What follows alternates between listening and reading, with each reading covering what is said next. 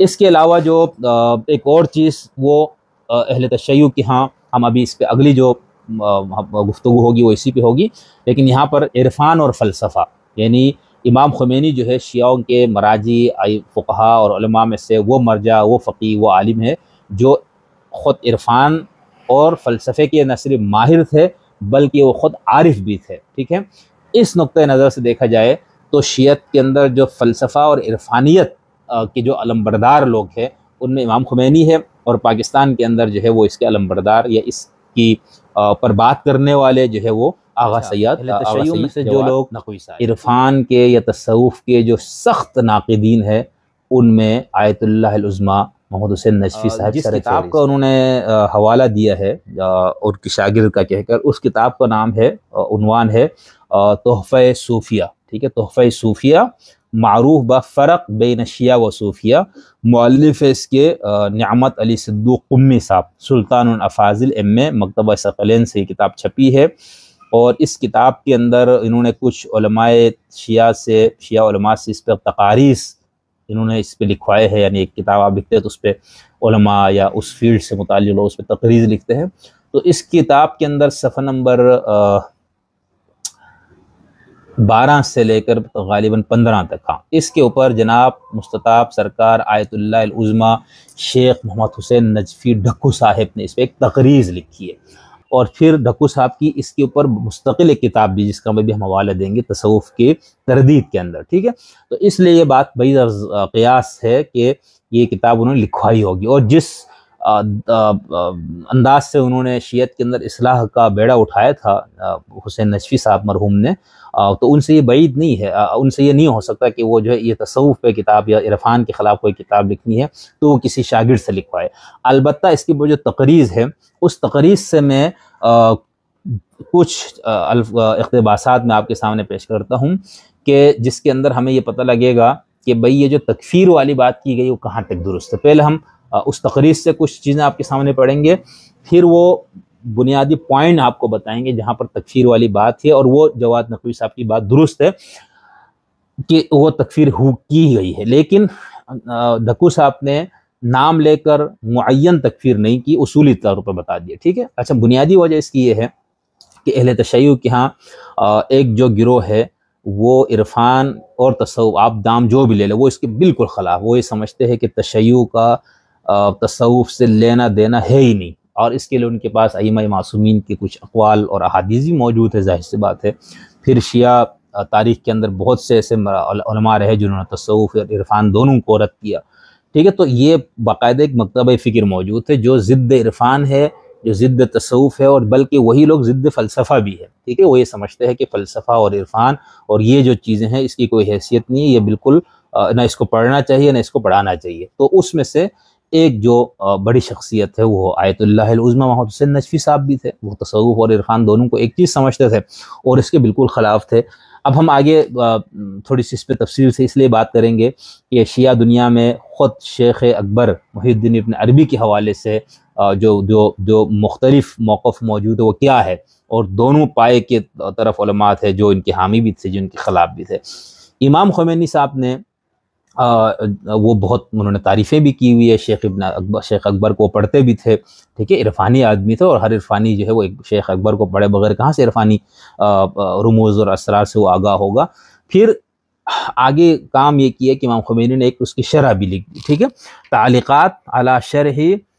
فصوص الحکم کے عنوان سے۔ تو اب اس کے اوپر بات تو مستند ہو گئی نا کہ وہ نہ صرف ان سے متاثر تھے بلکہ ان کے بالکل معترف بھی تھے، اور ان کی فکر کی انہوں نے شرح بھی لکھی۔ اب جو تصوف اور عرفان کے خلاف شیعہ علماء اور مراجی ہے وہ وحدت الوجود والے فکر، اور جس کو عرفان کہا جاتا ہے وہ اس کو بالکل کفر اور زندقہ سے تعبیر کرتے ہیں۔ کچھ تو اس کو محض گمراہی تک کہتے ہیں، کچھ لوگ اس کو کفر اور زندقہ سے بھی تعبیر کرتے ہیں۔ نجفی صاحب نے اپنی اس کتاب میں جو انہوں نے ان کے ایک شاگرد نے بقول وہ لکھی، اور اس کتاب پہ جنہوں نے تقریض لکھی اس تقریض میں نجفی صاحب اس کی ابتدا جن الفاظ سے کرتے ہیں وہ آپ ملاحظہ فرمائے۔ پہلے نقوی صاحب لکھتے ہیں بِاسمہ تعالی،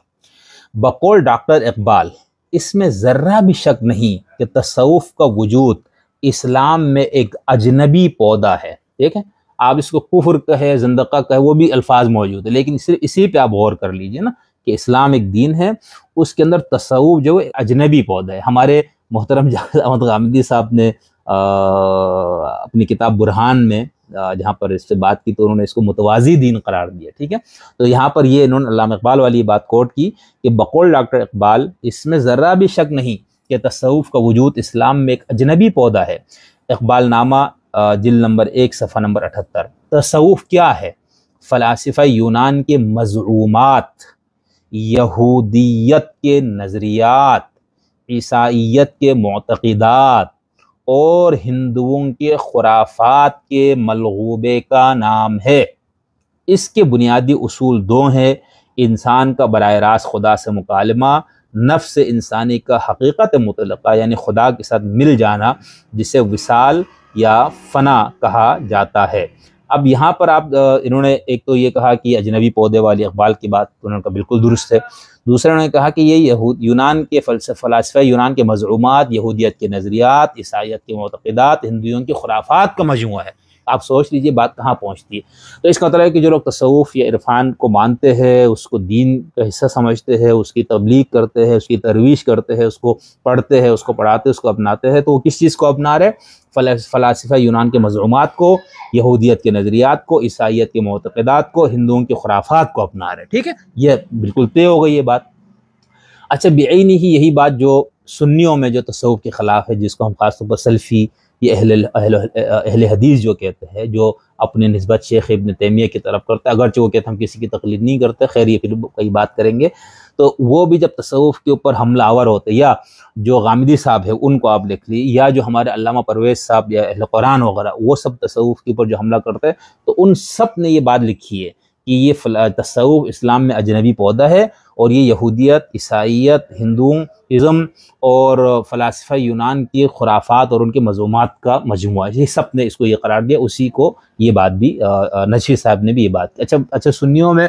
جن لوگوں نے تصوف پہ تنقید کی، ان میں سے ان کا ایک جو نقطہ ہے تنقید کا، وہ یہ ہے کہ بھئی تصوف جو ہے نا اس کا سنیت سے کیا تعلق ہے؟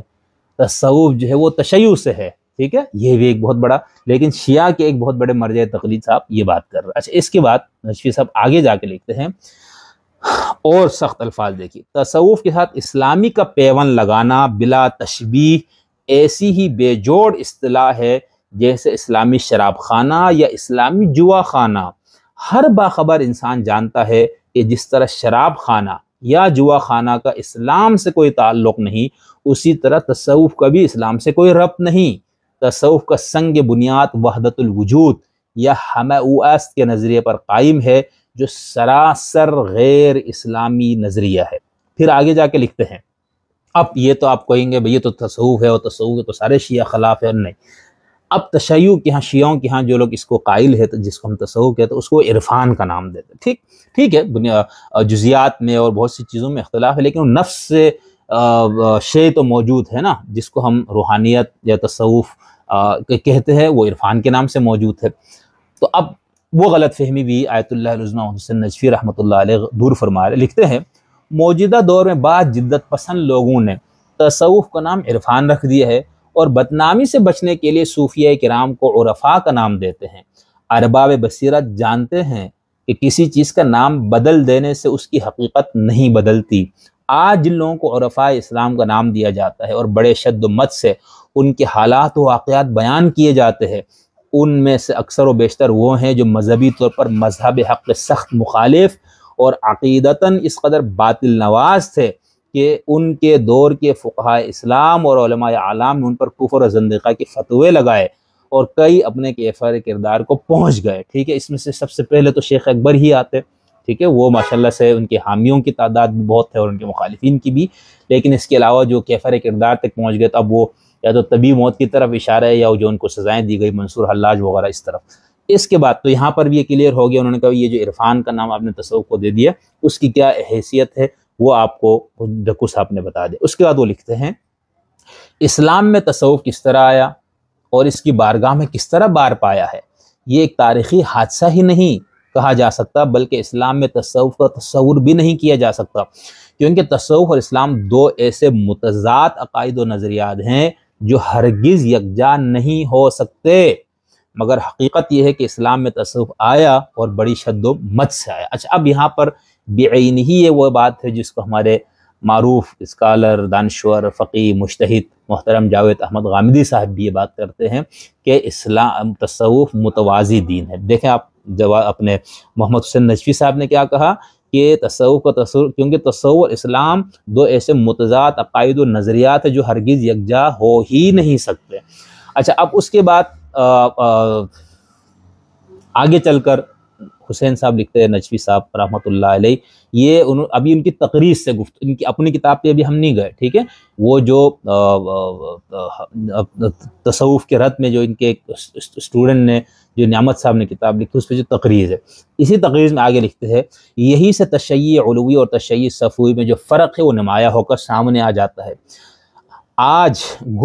شاہان صفویہ، قاجاریہ اور آریہ مہر کا خاتمہ ہو چکا ہے، یعنی ایران میں جن لوگوں نے حکومتیں کی ان کا، اور ان کی جگہ بفضل تعالی اسلامی انقلاب آ چکا ہے اور چھا چکا ہے، اور دعا ہے کہ خداوند عالم اسے اپنے مقصد میں مزید کامیابی و کامرانی عطا فرمائے، تاکہ ساری دنیا پر کلمہ اسلام چھا جائے اور حق بول بالا ہو جائے اور باطل مٹ جائے اور اس کا منہ ہمیشہ کے لیے کالا ہو جائے۔ مگر ظاہر ہے کہ راتوں رات کئی سو سالہ حکومتوں کے غلط اثرات ختم تو نہیں ہو سکتے، اس کے لیے وقت درکار ہے۔ آج بھی ایران میں جو عرفان بافی کا رجحان پایا جاتا ہے اور صوفیوں کے متعلق جو حسن ظن پایا جاتا ہے، وہ اس دور کی باقیات میں سے ہے۔ اس کا ایک افسوسناک پہلو یہ ہے کہ کچھ لوگ جو ایران کی ہر چیز کو اسلامی ایران کی پیداوار جانتے ہیں اور سابقہ دور کی باقیات اور اسلامی انقلاب میں جو فرق ہے اسے نہیں سمجھ سکتے، وہ بے تحاشا تراجم، مضامین اور رسائل کی شکل میں تصوف کو عرفان کے نام سے درآمد کر رہے ہیں اور سادہ لو اہل ایمان کو ٹیکے لگا رہے ہیں۔ اچھا، اب یہاں پر دیکھیں محمد حسین نجفی صاحب نے ایک تو یہ بات کی بالکل تصوف یا عرفان، اب میں تصوف کا لفظ نہیں استعمال کروں گا کیونکہ شیعت کیا پھر یہ کہا جاتا ہے ہم تو تصوف کو نہیں مانتے، عرفان کو مانتے ہیں، جو ماننے والے، جو نہ ماننے والے وہ آپ نے دیکھ لیا۔ اس کے حوالے سے جنہوں نے اس کو متضاد کہا، اسلام اجنبی پودا کہا، اسلام اور اس کو بالکل دو متضاد چیزیں قرار دی، پھر انہوں نے کہا کہ یہ صفوی اور ان کے دور میں یہ چیز شیعوں میں آئی، یہ سب انہوں نے کہہ دیا، ٹھیک ہے۔ اس کا تو یہ کہتے ہیں کہ جو اسلامی ایران، ٹھیک ہے، اب یہاں پر انہوں نے اس کو ایک اچھے الفاظ میں بیان کیا، تو دلچسپ بات یہ ہے نا کہ اسی اسلامی ایران کے جو بانی ہے، ٹھیک ہے، آیت اللہ العظمیٰ امام خمینی، وہ خود عرفان کے علمبردار تھے، وہ خود عارف تھے، انہوں نے سب سے متنازعہ صوفی شخصیت جناب شیخ اکبر کی کتاب کی شرح بھی لکھی، ٹھیک ہے، تعلیقات اس کے اوپر، انہوں نے اس کے اوپر حاشیہ چڑھایا، ٹھیک ہے، وہ اور اس کے بڑے ان کے وہ معترف تھے۔ اچھا، اب جو تصوف اور عرفان کے مخالف جو ہم عرب دنیا میں ہم جب جاتے ہیں تو وہاں پر بھی جو اس کے خلاف ہے، جو وحدت الوجود اور اس کو کفر سمجھتے شیعوں میں، ان میں سے بہت سے لوگ جو ولایت فقیہ کے خمینی تصور کے مخالفین اور جو خمینی صاحب کے ماننے والے، جن کو IMX کا ایجنٹ کہتے ہیں، ان کی گفتگو سنیں تو وہ بھی بالکل تکفیر کر دیتے، ٹھیک ہے، وہ باقاعدہ کفر اور زندقہ، اور وہ کہتے ہیں خمینی صاحب بھی کافر اور زندیق ہو گئے کیونکہ انہوں نے بھی اپنا شیخ اکبر کی تعریف کی، ان کی کتاب کی شرح لکھی، ٹھیک ہے۔ تو یہ کوئی اچنبے کی بات نہیں، یہ جو آغا سید جواد نقوی صاحب نے جو بات کی وہ اصولی طور پر درست تھی۔ ہاں، ایک تو شخص معین کی تکفیر نہیں کی، انہوں نے نام لے کے نہیں کہا کہ خمینی صاحب کافر ہے، اس پوری عبارت کے اندر یہ بات ٹھیک ہے، انہوں نے اس طرح سے نہیں کہی، لیکن انہوں نے جس انداز سے عرفان کو پیش کیا اور جو اس کی تکفیر کی، اس کو یہودیت، عیسائیت، ہندو مت اور فلاسفہ یونان کے مزعومات کا ملغوبہ قرار دیا، اسلام سے متضاد قرار دیا، تو پھر اس کا نتیجہ کیا نکلتا ہے؟ اس کا مطلب یہ ہے کہ جو شخص اس عرفان کے عامل ہے، اس پہ اس کو اپنایا ہوا ہے، اس کی تبلیغ کرنے والا ہے، آپ اس کا اسٹیٹس آپ بتائیں نا کیا بنتا ہے، ٹھیک ہے۔ اب یہ جو نعمت صاحب جنہوں نے اس کتاب کے مصنف ہیں، انہوں نے ان کی جو ویڈیو ہم نے سنی تو اس کے اندر بھی وہ ہمیں بیچارے پریشان نظر آئے، بھئی ایک طرف تم ولایت فقیہ اور امام خمینی کے معتقد اور ان کو بڑا ہیرو سمجھتے ہو، ان کو دین کے عظیم جو ہے نا وہ رہنما سمجھتے ہو، سب کچھ سمجھتے ہو، اور دوسری طرف پھر جب وہی خمینی جو عرفان کے حامی ہے، عرفان کے قائل ہے، صرف خمینی صاحب نہیں ہے، جوادی عاملی ہے، بے شمار لوگ ہیں، جو علامہ کمال حیدری ہے، یعنی پورے ایک مکتب موجود ہے جو عرفان اور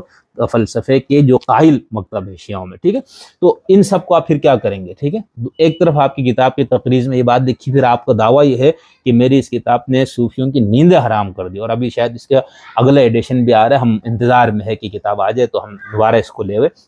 ابھی ہمارے پاس PDF میں موجود ہے حقیقت اصلاً۔ تو ایک تو یہ بات طے ہو گئی کہ آیت اللہ العظمیٰ محمد حسین نجفی رحمۃ اللہ، اب دیکھیں آپ یہ کہیں گے بھئی آپ دونوں کو رحمۃ اللہ علیہ، ٹھیک ہے، اس میں ہم نے اپنی گزشتہ ایک ویڈیو میں بات کی تھی، خیر یہ مذاقاً میں نے بات کی، ہمارے تو ہے بھئی، ٹھیک ہے، خمینی ہو، خامنئی ہو، دواد نقوی ہو، اپنا محمد حسین نجفی ہو، جو بھی جو صاحبان علم و فکر ہے، جو دیانتداری سے اپنے موقف کو بیان کرتے ہیں، وہ سب ہمارے علیہ السلام رحمۃ اللہ علیہ رضی اللہ عنہ۔ خیر، اب ہم چلتے ہیں آیت اللہ العظمیٰ محمد حسین نجفی صاحب کی اپنی جو کتاب ہے، جو انہوں نے تصوف کے رد میں لکھی ہے، ٹھیک ہے۔ یہ کتابچہ ہی سمجھ لیجئے، یہ 110-11 صفحے پر مشتمل یہ کتاب ہے۔ تو اس کتاب کے اندر بھی ہمارے آیت اللہ العظمیٰ محمد حسین نجفی صاحب نے 130 صفحے پر مشتمل کتاب ہے، اور اس کتاب کا عنوان ہے، اوپر آیت انہوں نے لکھی ہے، بل نقذف بالحق علی الباطل، ٹھیک ہے، یہ آیت انہوں نے لکھی ہے، اور فیدمغہ فاذا هو زاہق، پھر اس کے بعد کتاب کا نام ہے اقامت البرہان علی بطلان التصوف والعرفان، ٹھیک ہے۔ یہ آیت اللہ نجفی صاحب کی اپنی کتاب ہے، ٹھیک ہے۔ اس کتاب کے اندر بھی انہوں نے تصوف اور عرفان کی جو تنقید کی ہے، اور اس کو جو بالکل اسلام سے جو متضاد قرار دیا ہے، اس کو میں بیان کرنے کے لیے صرف ایک اقتباس پیش کرتا ہوں، اور اس کی آخری لائن پہ آپ جائیں گے تو آپ کو اندازہ ہوگا کہ اس کی عزت امام خمینی پہ پڑتی ہے یا نہیں پڑتی۔ اصولی بات انہوں نے کی، اور اس اصولی بات کا پھر آپ اطلاق کرتے جائیں تو پھر آپ دیکھ لیجئے گا۔ لکھتے ہیں، بات ازاں، یہ صفحہ نمبر غالباً 110 اور 111، ٹھیک ہے، میں 110 کے سے پڑھ رہا ہوں۔ لکھتے ہیں، بعد ازاں ان عرفانی اصطلاحوں کی تشریح و توضیح علم تصوف و عرفان کے نقطۂ نظر سے کی گئی ہے۔ ہم اس مقام پر تمام علماء اعلام اور مراجع تقلید شیعان جہاں سے استدعا کرتے ہیں کہ وہ خدا کو حاضر و ناظر سمجھ کر، صادقین کی صداقت کا دامن تھام کر، اور کاذبین سے اعلان برات کر کے بتائیں کہ سرکار محمد و آل محمد علیہم السلام کے علوم میں ان اصطلاحات کا یا اس گروہ کی خود ساختہ عبادتوں جیسے ذکر جلی، خفی یا مراقبہ، یا ان لوگوں کی شریعت، طریقت اور حقیقت، یا ان کے ملحدانہ عقیدہ وحدت الوجود یا وحدت الموجود اور شہود کا کوئی نام و نشان بھی ملتا ہے۔ بس اگر کوئی اس کا مدعی ہے تو اس کا قرآن و سنت کے نصوص صریحہ سے ثبوت پیش کرے اور ہم سے منہ مانگا انعام حاصل کرے، ورنہ بصورت دیگر یہ تلخ حقیقت تسلیم کیے بغیر کوئی چارہ کار نہیں ہے کہ تصوف و عرفان سرزمین اسلام میں اجنبی پودا ہے جو باہر سے لا کر اسلام میں لگا دیا گیا، بعینی وہی بات جو انہوں نے اپنے شاگرد کی کتاب کی تقریض میں لکھی تھی، ورنہ اس کا اسلام و ایمان سے اتنا بھی تعلق نہیں ہے جتنا کھجور کی گٹھلی کا اس کے چھلکے سے ہوتا ہے۔ آگے لکھتے ہیں، ان حقائق سے واضح و آشکار ہو گیا کہ آج کل یہ بہت اہم ہے، خاص طور پر وہ اصولی تکفیر، وہ سب کو بات تو ہو گئی، اس کو الحاد، زندقہ سب قرار دیے، اب یہ جو بات ہے، ان حقائق سے واضح و آشکار ہو گیا کہ آج کل بعض اسلامی ممالک میں جو عرفان کے چرچے ہیں، یہ صرف ایران ہے، ٹھیک ہے، عراق، نجف وغیرہ میں بھی کچھ ہے، لیکن اصل جو اس میں اشارہ ہے وہ کہاں پر ہے؟ ظاہر سے تو سعودی عرب کی طرف نہیں ہے، پاکستان تو مشترک ہے، یہاں پر تصوف کے ماننے والے مخالف، اور اسٹیٹ کی کوئی اس طرح کی ریاستی پالیسی نہیں ہے۔ آج اور عرفان کا لفظ باقاعدہ یہ شیعوں کے ہی ہاں یہ اصطلاح مستعمل ہے۔ ان حقائق سے واضح و آشکار ہو گیا کہ آج کل بعض اسلامی ممالک میں جو عرفان کے چرچے ہیں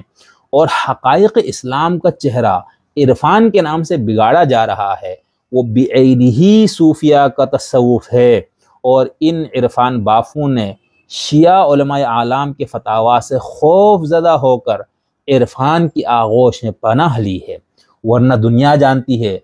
کہ ابن عربی کی کافرانہ کتاب فصوص الحکم کی شرح لکھنے والے،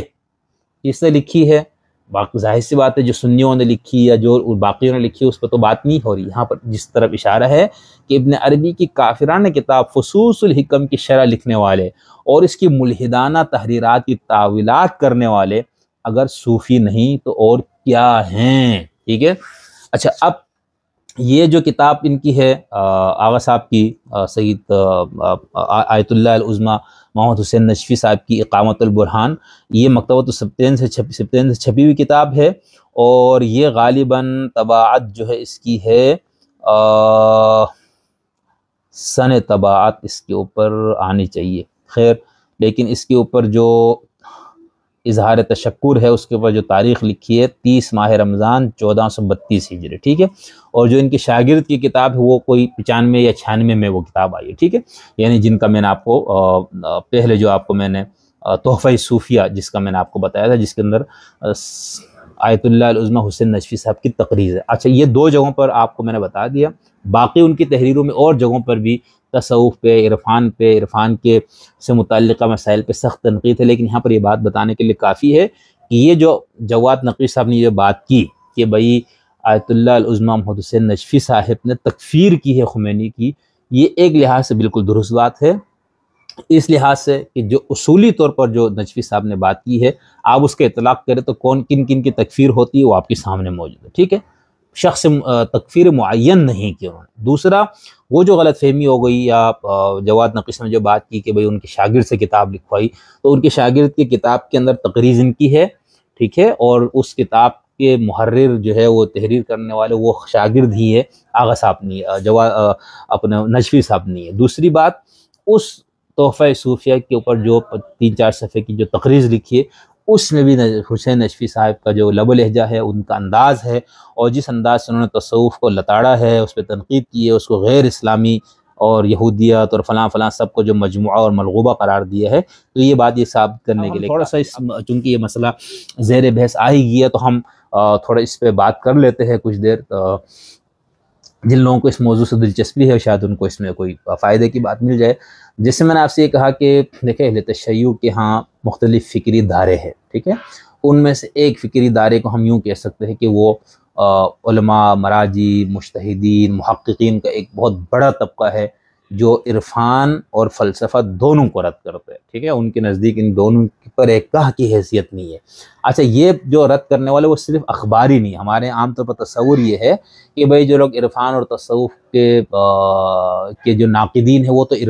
اخباری لوگ ہیں، ایسا نہیں ہے. اس میں سے جو اصولی ہیں وہ بھی ان میں بھی اس کے خلاف، اور اخباری تو بالکل ظاہر سی بات ہے وہ ان کا جو موقف ہی دوسرا ہے. ایک تو یہ بات ذہن میں رکھ لیجئے گا کہ شیعوں میں یہ جو تصور ہے عرفان اور فلسفے کے مخالف، یہ ایک بہت بڑا طبقہ شروع سے ہے، درمیان میں بھی رہا، آج بھی اور آئندہ بھی اس طبقے نے رہنا ہے. اس کا نہ آپ انکار کر سکتے ہیں نہ آپ اس کو ختم کر سکتے. ایک تو یہ ہو گیا.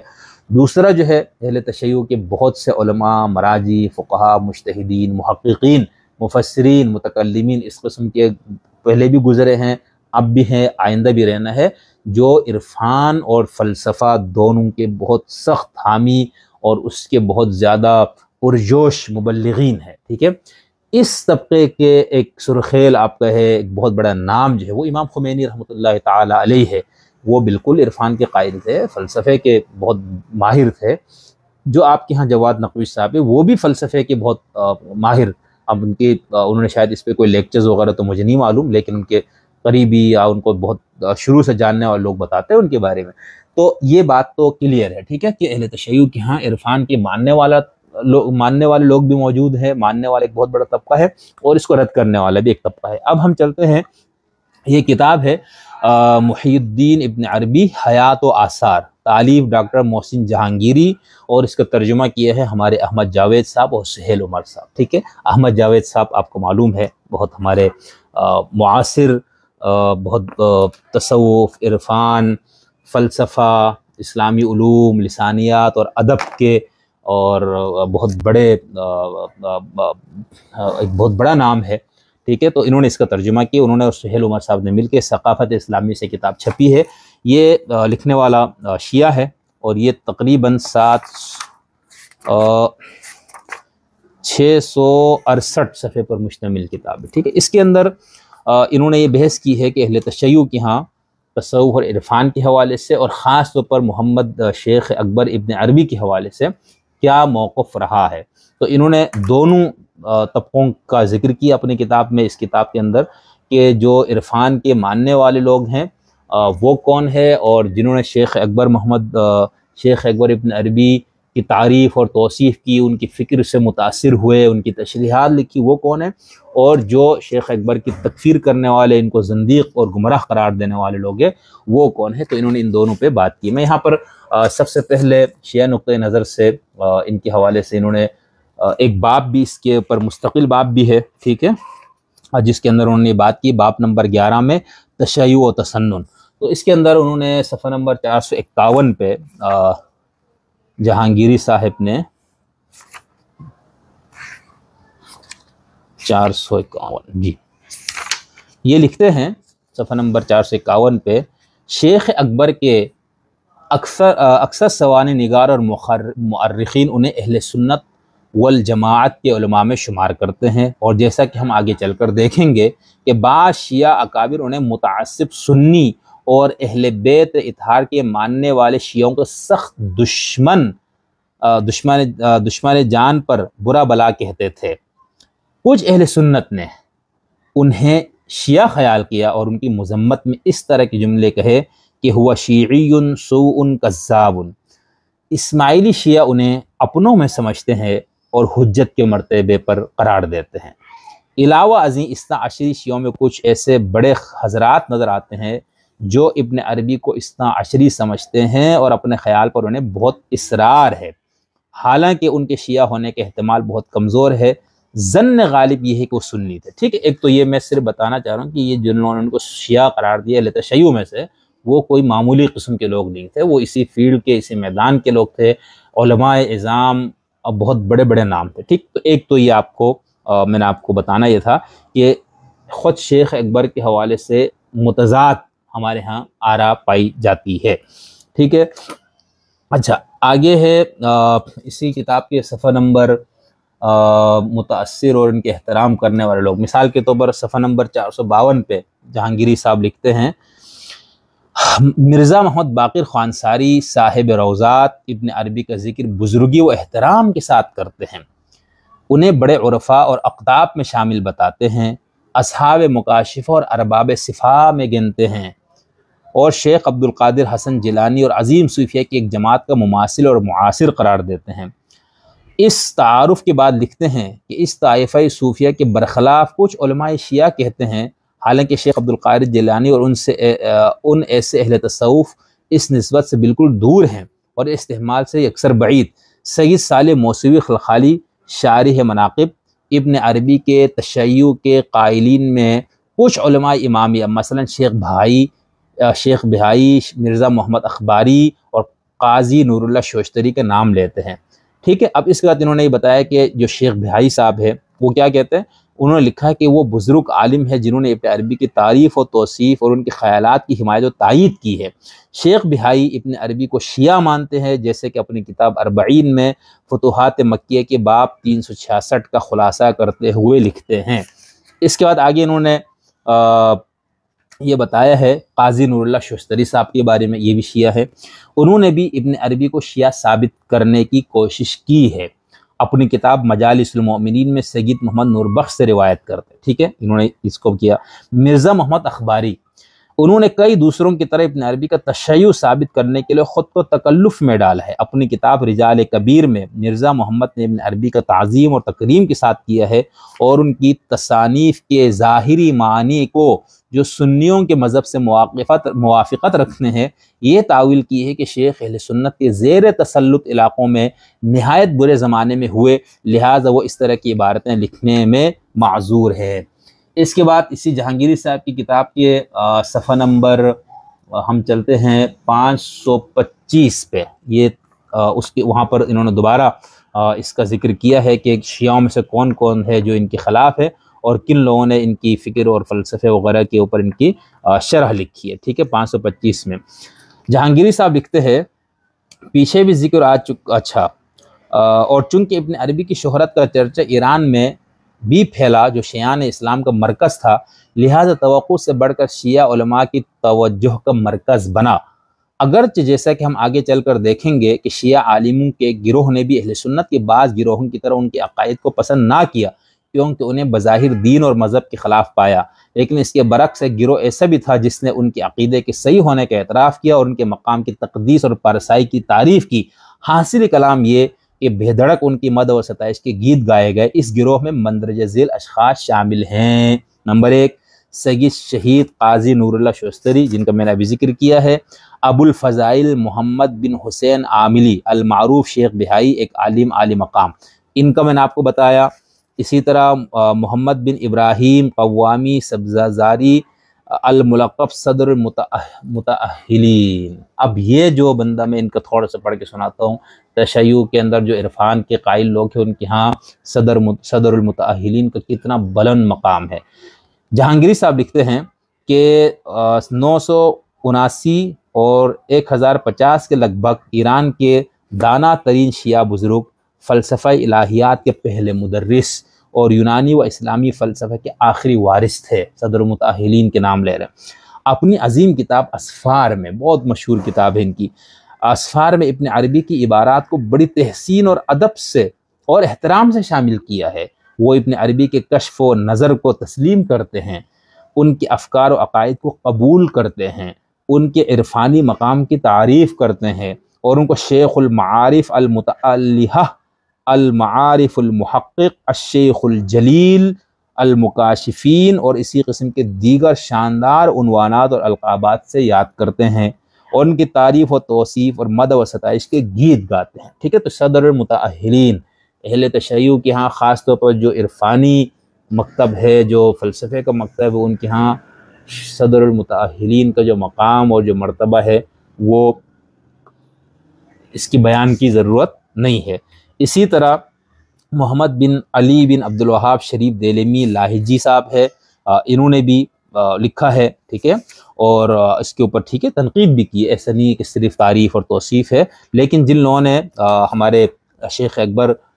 کی بہت زیادہ حمایت، ان کی بہت زیادہ افکار کی، ان کے فکر کی، ان کے علم کی، ان کے کشف، الہام اور ان کے عرفانی پہلو سے جو شیعہ حضرات متاثر تھے، ہم آپ کو ان سے متعلق بتانا چاہ رہے تھے۔ اچھا، ان کے مخالف بھی تھے، ظاہر سی بات ہے، ایسا نہیں کہ تشیع کے اندر جو ہے وہ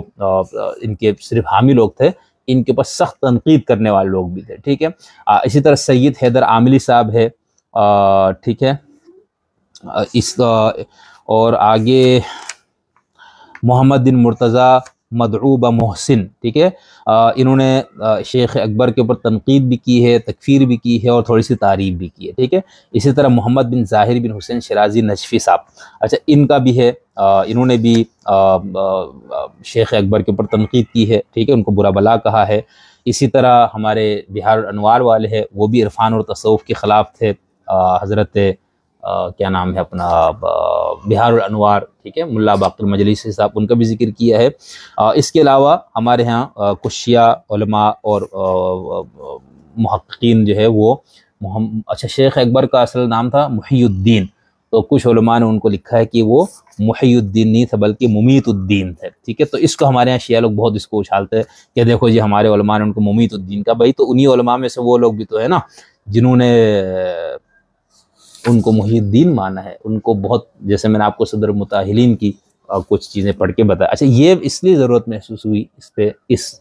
جواد نقوی صاحب پہ گفتگو کرتے ہوئے، عرفان اور تصوف اور تشیع کے اندر جو شیخ اکبر کے حوالے سے جو بات تھی، کیونکہ مجھے ایسا لگتا ہے کہ اس حوالے سے لوگوں کو آگاہی میری طرف سے کم ہے، تو اس وجہ سے میں نے اس کو ضروری سمجھا کہ یہاں پر بیان کر دوں۔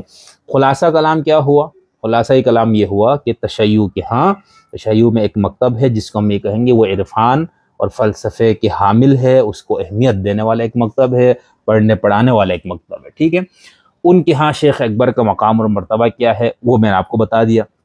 دوسرا ہے جو تصوف یا عرفان اور فلسفے کی بالکل مخالف ہے، یہاں تک کہ امام خمینی کے ایک بیٹے کا واقعہ بھی نجف کے اندر بتایا گیا کہ گلاس میں جب انہوں نے پانی پیا تو اس کو نجس تک قرار دے دیا گیا، کیونکہ ان کا باپ جو ہے وہ عرفان اور فلسفہ پڑھنے والا ہے۔ تو یہ تشیع کے ہاں یہ دوسرا طبقہ بھی پایا جاتا ہے جو بالکل اس کے خلاف ہے، اور اس کی ایک ہلکی سی جھلک میں نے آپ کو آیت اللہ العظمیٰ محمد حسین نجفی رحمۃ اللہ تعالیٰ علیہ کے تقریر جو انہوں نے نعمت صاحب کی کتاب پہ لکھی اور جو ان کی اپنی کتاب ہے اس سے کچھ چیزیں پڑھ کے میں نے آپ کو یہ بتانے کی کوشش کی۔ یہ چیز پہلے سے تشیع کے اندر موجود ہے، ٹھیک ہے۔ اب اس کے بعد اگر شیخ محمد حسین نجفی صاحب اگر تصوف اور عرفان کو، فلسفے وغیرہ کو، ان کو رد کرتے ہیں، اس کے پڑھنے پڑھانے والوں کو کفر سے تکفیر کر دیتے ہیں، اس کے ماننے والوں کی تکفیر کرتے ہیں، ان کے ماننے والوں کو زنادقہ کہتے ہیں، تو یہ کوئی اچنبے کی بات نہیں ہے، اصولی بات تھی۔ اس اصولی موقف کے بعد، اس اصولی نقطہ نظر کو ماننے کے بعد اس کی زد کس پہ پڑتے ہیں؟ اب اس کے اندر آپ کسی شخص کو بچانا چاہے، کسی کو داخل کرنا چاہے، تو یہ پھر آپ کی مرضی ہے۔ بعین ہی شیعوں اہل سنت کے ہاں سنیوں میں سے جن لوگوں نے شیخ اکبر کے رد میں کتابیں لکھی، توبہ، وہ آپ پڑھیں گے تو آپ حیران ہو جائیں گے کہ ابن عربی جن کو ایک طرف شیخ اکبر کہا جاتا ہے اور دوسری طرف ان کو زندیق، شیطان، لعین، ابلیس، دنیا کی کوئی وہ مذہبی گالی نہیں ہے جو ان کو نہ دی۔ ہمارے دور کے ایک بہت بڑے عالم، دانشور، مفسر قرآن، متکلم اور فقیہ، یعنی ایک ایسی شخصیت جو بیک وقت ان تمام جہاد سے ان کا کام ہے، ان کی فکر ہے، پوری دین کی انہوں نے تعبیر پیش کی ہے۔ میری مراد محترم جاوید احمد غامدی صاحب حفظہ اللہ تعالی ہیں۔ غامدی صاحب پر ہمارے ہاں ہر طرح کے لوگوں نے، ہر مسلک کے لوگوں نے آپ پر تنقید کی ہیں، آپ کی تعریف اور توصیف کرنے والے لوگوں کی بھی کمی نہیں ہے، آپ کے فہم دین سے متاثر نوجوانوں اور بزرگوں کی اور خواتین کی بھی کمی نہیں ہے۔ باقی نابغہ روزگار شخصیات کی طرح آپ بھی ایک بہت ہی نابغہ روزگار شخصیت ہیں، اور اپنی عمر مستعار میں ابھی وہ حیات ہے، اللہ تعالیٰ ان کو بہت صحت اور عافیت والی لمبی زندگی عطا فرمائے۔ تو جس طرح ان کے فکر یا ان کا جو فہم دین ہے اس سے تمام مسالک پر اس سے زد پڑتی ہے، اس لیے تمام مسالک نے ان پر تنقید کی ہے، اور وہ تنقید ہر ایک کا حق ہے، ظاہر سی بات ہے۔ خود غامدی صاحب بھی باقی تعبیرات دین پر تنقید فرماتے ہیں، باقی بزرگوں پر تنقید فرماتے ہیں، باقی بزرگوں کے فہم دین پر، تو باقیوں کو بھی حق ہے۔ ہم چونکہ طالب علم ہیں، اور طالب علم ہونے کے ناطے اتنی بڑی شخصیت کے اوپر ناقدانہ گفتگو کرنے کی ہم اپنے آپ کو اس کے اہل نہیں پاتے، تو اس لیے کہیں ان کا تذکرہ آتا ہے تو بہت باقی شخصیات کی طرح ان کا بھی بہت احترام اور شائستگی کے ساتھ ہم ذکر کرتے ہیں۔ البتہ بطور طالب علم ہم یہ کر سکتے ہیں یا یہ کرنے کی کوشش کرتے ہیں کہ باقی لوگوں کی جو نقد ہے آپ پر، وہ کن بنیادوں پر ہیں، اور آپ کا اپنا فہم دین اور اس کی بنیادیں کیا ہیں۔ آگے ہم جب اس پورے سیریز سے بات کریں گے تو اس میں غامدی صاحب اور ان کی فکر پر تفصیل سے بات کریں گے۔ ابھی جو نیا ایک مسئلہ ہوا، اور جب سے پاکستان ابھی تشریف لائے ہوئے تھے دورے پہ، تو انہوں نے لاہور میں ایک خانقاہ کی تعمیر یا اس کا افتتاح کیا، تو اس کے اوپر ہمارے ہاں سوشل میڈیا پہ بہت لے دے ہوئی اور بہت ان پہ تنقید ہوئی۔ ان کے ماننے والوں نے اس کی بڑی تعریف اور توصیف سے کام لیا، اس کی توجیحات پیش کی۔ جو ان کے ناقدین ہیں انہوں نے معمول کے مطابق اس پر نقد کا سلسلہ شروع کیا، اور نقد کی بنیادی وجہ یہی ہے کہ غامدی صاحب جو ہیں وہ باقی بہت سے مخالفین تصوف کی طرح آپ بھی تصوف کے شدید ناقد ہیں۔ غامدی صاحب جو ہے تصوف پر نقد کرنے والوں میں ہمارے ہاں ایک گروہ تو وہ ہے جن کو ہم سلفی یا اہل حدیث کہتے ہیں۔ ہمارے شیخ الاسلام امام ابن تیمیہ رحمۃ اللہ علیہ کے ماننے والوں کا مسلک، ان کے ہاں تصوف کے حوالے سے بہت سخت تحفظات پائے جاتے ہیں، تنقید پائی جاتی ہے، وہ اس کو گمراہی، بدعت اور شرک اور ضلالت سے تعبیر کرتے ہیں۔ دوسرا ہمارے ہاں جو پولیٹیکل اسلام کے بڑے مفکرین اور اس سے متاثر جو لوگ ہیں، وہ چاہے وہ اپنا ان کا مسئلہ کچھ بھی ہو،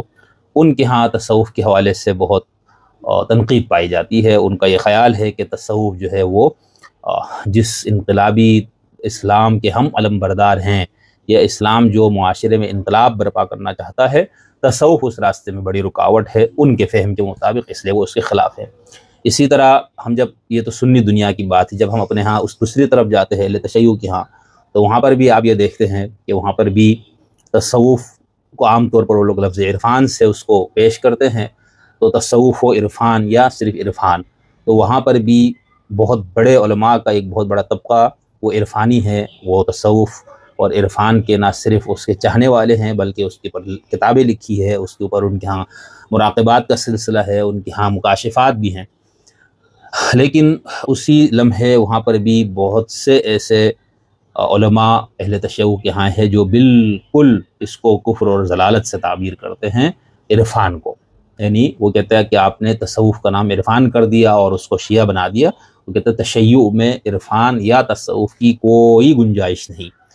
اہل سنت کے ہاں اس حوالے سے یہ ہے کہ ان کے ہاں کوئی پیغمبر سے کوئی حدیث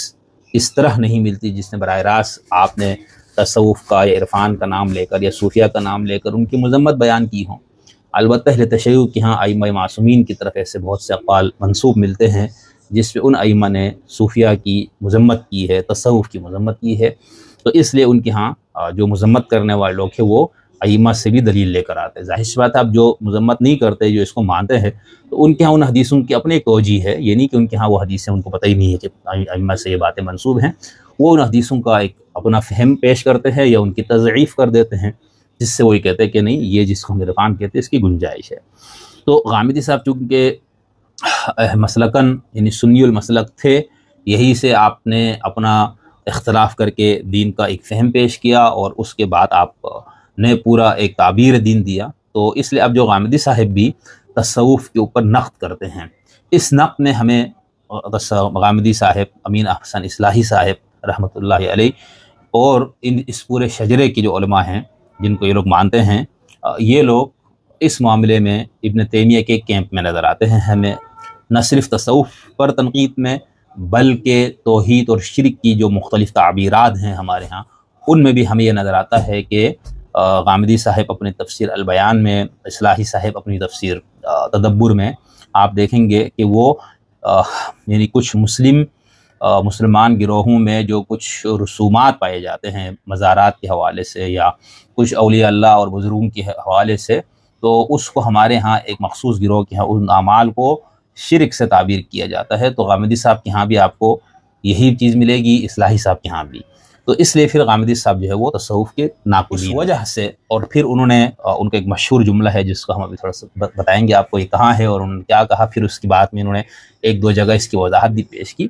وہ ہے کہ وہ یہ فرماتے ہیں کہ تصوف جو ہے یہ متوازی دین ہے۔ متوازی دین کا مطلب ہوتا ہے کہ ایک یہ آپ کا اسلام جا رہا ہے اور بالکل اس کے مقابلے پر جو ہے متوازی ساتھ ساتھ آپ کا تصوف، ٹھیک ہے، یہ بہت مشہور تھا ان کا جملہ۔ اچھا، اس کو لے کر اب لوگوں نے بولا بھائی جو متوازی دین ہے آپ کا، تو اسی متوازی دین کی جو سب سے بڑی علامت ہے یا ایک بہت نمایاں علامت ہے، آپ نے اسی کی تعمیر کر دی، اسی کا افتتاح کر دی، یعنی خانقاہ۔ یعنی یہ ایسے ہی جیسے آپ کسی دیوبندی یا بریلوی یا وہابی اہل حدیث سے یہ سنے کہ بھئی ہم نے امام بارگاہ کا افتتاح کیا ہے، تو یہ ایک اچنبھے کی بات ہوگی نا کہ امام بارگاہ کا تعلق یا اس کی جو نسبت ہے وہ شیعہ تشیع کے ساتھ ہے۔ اسی طرح جب کوئی ایسا شخص جو بالکل تصوف کا مخالف ہو وہ لفظ خانقاہ استعمال کر کے کہے کہ ہم نے خانقاہ کی افتتاح کی ہے، تو اس پہ تنقید کرنا بنتا ہے